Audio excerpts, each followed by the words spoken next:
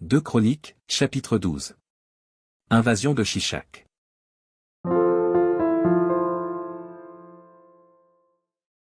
Lorsque Roboam se fut affermi dans son royaume et qu'il eut acquis de la force, il abandonna la loi de l'Éternel, et tout Israël l'abandonna avec lui. La 5e année du règne de Roboam, Shishak, roi d'Égypte, monta contre Jérusalem, parce qu'ils avaient péché contre l'Éternel.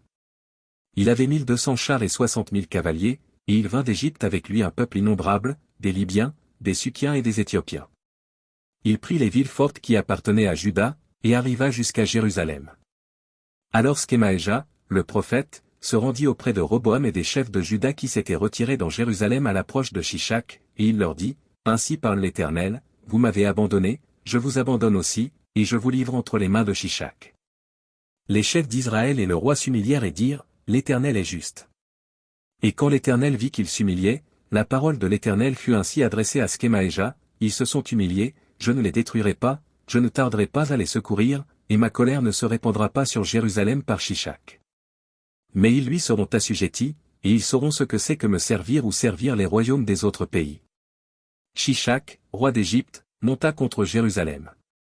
Il prit les trésors de la maison de l'Éternel et les trésors de la maison du roi, il prit tout. Il prit les boucliers d'or que Salomon avait faits. Le roi Roboam fit à leur place des boucliers d'airain, et il les remit aux soins des chefs des coureurs, qui gardaient l'entrée de la maison du roi. Toutes les fois que le roi allait à la maison de l'Éternel, les coureurs venaient et les portaient, puis il les rapportait dans la chambre des coureurs. Comme Roboam s'était humilié, l'Éternel détourna de lui sa colère et ne le détruisit pas entièrement. Et il y avait encore de bonnes choses en Juda. Le roi Roboam s'affermit dans Jérusalem et régna.